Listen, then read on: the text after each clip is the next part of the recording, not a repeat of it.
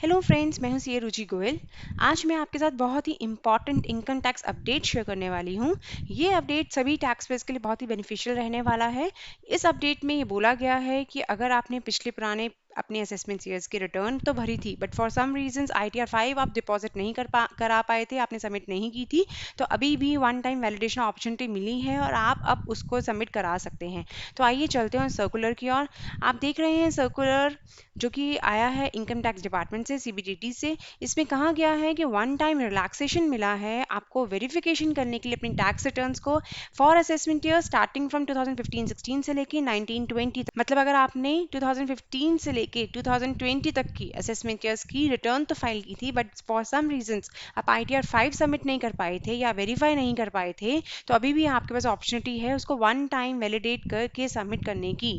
होता क्या है कि अगर आपने अपनी रिटर्न इलेक्ट्रॉनिकली भरी है, तो अगर आप बिना डिजिटल सिग्नेचर के रिटर्न भर रहे हैं तो आपको वो रिटर्न जो होती है ई-वेरीफाई भी करनी पड़ती है। ई-वेरीफाई का मतलब है कि अगर आपने रिटर्न भर दी है तो आपके पास एक ITR 5 आती है, लेकिन ITR आपको वो OTP के थ्रू या फिर EVC के थ्रू वैलिडेट करना होता है। ये OTP जो होता है वो या तो आप आधार कार्ड से जनरेट कर सकते हो या फिर आप अपने बैंक अकाउंट, डीमैट अकाउंट या बैंक ATM से कर सकते हो। और अगर आप इनमें से कुछ भी नहीं कर पाते हो तो आप मैनुअल फिजिकल कॉपी भी भेज सकते हो बैंगलोर CPC बैंगलोर में अपनी रिटर्न की ITR 5 डाउनलोड करके मैनुअल कॉपी भी भेज सकते हो। ठीक है, तो ये सब आप कर सकते हो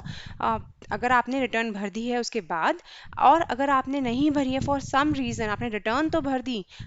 लेकिन अगर आप भूल गए हैं ITR 5 सबमिट करना डिपार्टमेंट में, चाहे ई-वेरीफाई करके चाहे मैनुअल करके आप भूल गए हैं अपनी ITR फाइल सबमिट करना, तो आपका रिटर्न का प्रोसेस जो होता है, रिटर्न फाइलिंग का प्रोसेस, वो कंप्लीट नहीं माना जाता है। रिटर्न फाइलिंग प्रोसेस तभी कंप्लीट होता है जब आप उसे ई-वेरीफाई भी करते हो। तो होता क्या है कि अगर आप ई-वेरीफाई नहीं कर रहे हो, आफ्टर 120 डेज जो होती है आपकी रिटर्न होती है इनवैलिड। आप 120 डेज ध्यान रखिएगा, अगर आपने रिटर्न फाइल कर दिया विद इन टाइम ड्यूरेशन लेकिन आपने ITR 5 या तो ई-वेरीफाई करके सबमिट नहीं की है या फिर आपने मैनुअली बैंगलोर नहीं भेजी है फॉर सम रीजंस, तो आपकी जो रिटर्न है, जो आपने सबमिट की हुई है रिटर्न, वो भी इनवैलिड हो जाएगी। अब आपको एक अपॉर्चुनिटी मिली है, CBDT ने अनाउंस किया है आज ही कि आपको एक अपॉर्चुनिटी मिली है कि आप अपने पुराने return starting from assessment year 2015 to assessment year 2020 आप अपनी रिटर्न्स को अभी भी ई-वेरीफाई कर सकते हैं और अभी भी आप अपनी रिटर्न्स को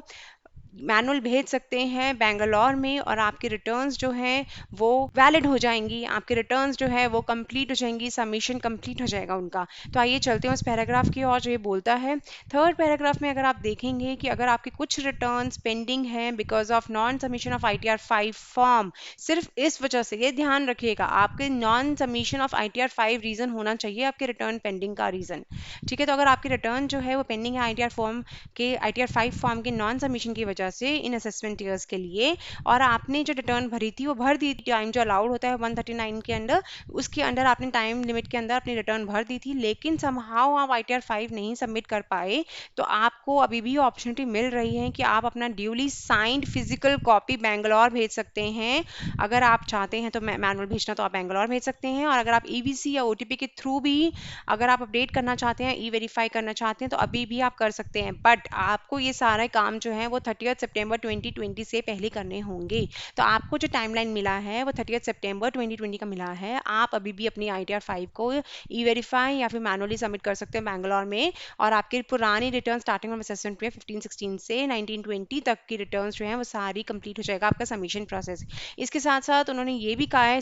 पैरा नंबर 4 में कि यही होना चाहिए कि आपकी ITR 5 सबमिट नहीं हुई थी, उसी वजह से रिटर्न पेंडिंग होनी चाहिए। ऐसा नहीं होना चाहिए रिटर्न फाइलिंग का टाइम एक्सपायर हो गया था और आप नहीं भर पाए और इस वजह से आपकी ITR इनवैलिड है या आप अभी नहीं भर सकते, तो वो इस पे एप्लीकेबल नहीं होगा। ठीक है, इसके आगे हम चलते हैं नेक्स्ट पैरा पे, और जो बोलता है कि इसके साथ साथ आपके लिए टाइम तो एक्सटेंड किया ही किया है, उन्होंने डिपार्टमेंट के लिए भी टाइम फ्रेम बना दिया है कि जो भी रिटर्न्स, जो ऐसी रिटर्न्स होंगी पुराने असेसमेंट ईयर्स की जो अब आ रहे हैं, जिनकी ITR 5 आ रही हैं, चाहे मैनुअल आ रही हो चाहे ई-वेरीफाई के थ्रू आ रहे हो, उन सब की प्रोसेसिंग जो है वो 31 दिसंबर 2020 तक कंप्लीट हो जानी चाहिए। आप तो जानते ही हैं कि पहले कितना टाइम लगता था आईटीआर प्रोसेसिंग में, अब उस टाइम को काफ़ी ज़्यादा रिस्ट्रिक्ट कर दिया है, बेनिफिशियल कर दिया है सारे टैक्स पेयर्स के लिए, सो दैट कि अगर कोई रिफंड है लोगों का तो वो उनको मिल सके। इसीलिए जो टाइम लिमिट है वो कॉन्स्ट्रेंट बना दी है और बोल दिया गया है कि 31 दिसंबर 2020 तक वो सारी आईटीआर फाइल्स जब आएंगी उनके रिटर्न्स जो है वैलिड